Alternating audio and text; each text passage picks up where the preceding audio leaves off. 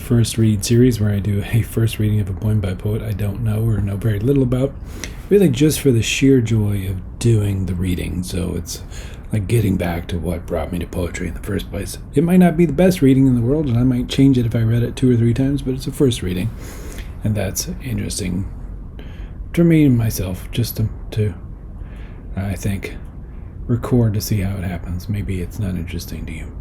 This is from Autofocus, the journal. It's a autobiographical, artful, as they call it, journal. So this is, when you read the pieces, it's going to be autobiographical. I always like to look through a piece before I read it, and I pick these at random. I just kind of picked this one because I found it. I like to see the form of the poem. I look at this one, and I'm like, well, okay. There are five lines in a stanza. Cutting, squirming tubes, doctor, live. Kool-Aid 3, safe now. There's not much rhyme here. There are no photos of my wounds. There are no photos of my wounds.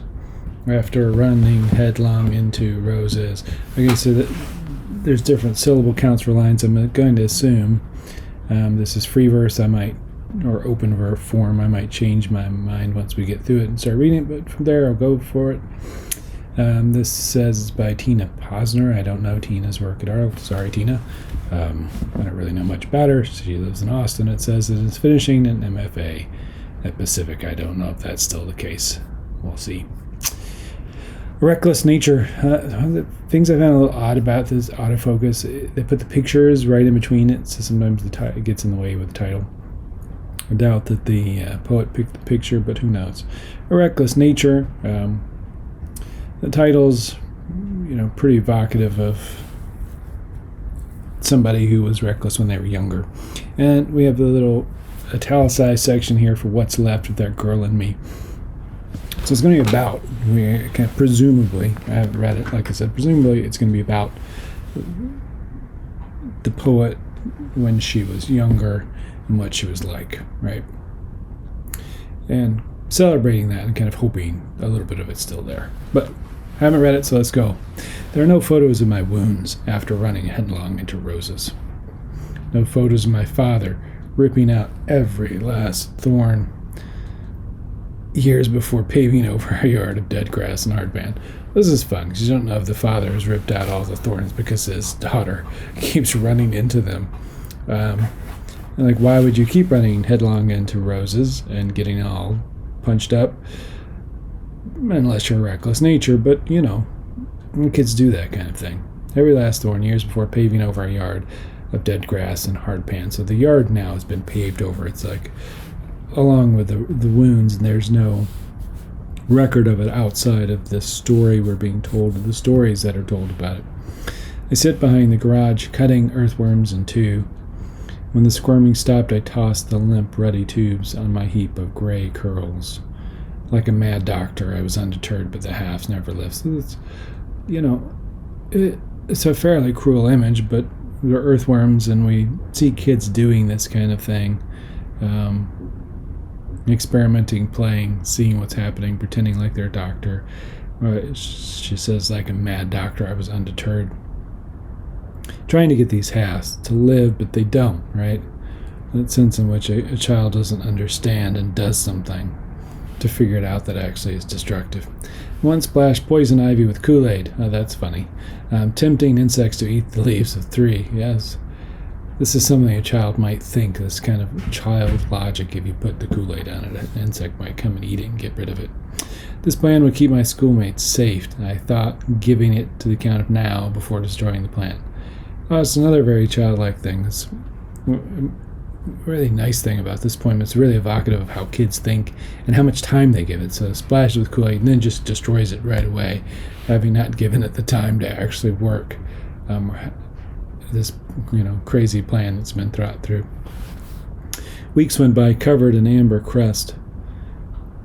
I like the line there, just the sound of line. Sometimes I get stuck on a poetic line and just the sound. Weeks went by with amber, covered in amber crust.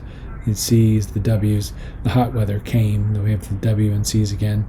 And I took my own measure of soon, diving into the local pool, chlorine staining the raw new skin beneath. Weeks covered in amber crest. The hot weather came, and I took my own measure. Soon, this one plays off of those wounds in the beginning, I think, but also could be playing off of the poison ivy as well. We're not really sure at this point because we've had more than one version we could go with. I collected rocks in boxes labeled mica, peeling like a sunburned pyrite for April's Fool, soapstone, barely lathered, and was always hunting for more. This is kids do this all the time. They search for rocks. I don't know how many times I've seen kids on beaches putting rocks in their pocket, looking for this stuff and hunting for this treasure. The sense that there is a treasure right there in front of us that we could find if we looked for it. This beauty of being a kid sometimes. This poem is very evocative of that kind of recklessness, but there's a beauty in that recklessness. Ruggles' mind don't run chimed against the pit's steep sides, and I skidded down over loose stones to a stop. My brother was crying because I died, and I wondered too. I kind of like these great falls and crashes and things that happen when you're a kid. If you're an adult, that would be way worse, but as a kid you're still can handle some of this stuff. This is one of those memories I like because it gets pulled up for siblings as well. A sibling will remember it one way and you will remember it another way. It leaves it there. Back in the motel room, my mother tweezed rocks from skin pockets, warning me away from the pool in vain. This pool back again, this idea of getting hurt, knowing it's going to burn, and jumping right back in. And then we have the rocks from the skin pockets, which also plays on the collecting rocks earlier. They're skin pockets here because they've been rubbed into the skin, pushed into the skin by falling.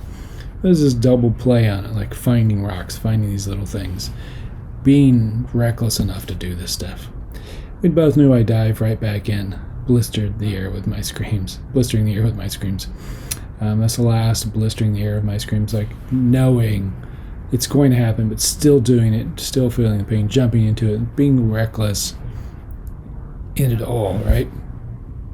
Tells you something about the person who is developing later, this kind of spirit that's going to test and try things, but also the beautiful logic, childlike logic that's there.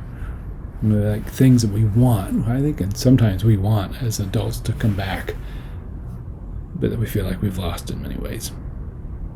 Nice poem by Tina Posner. I feel like this could definitely come into a book, biographical book of poetry, which would be fun to read.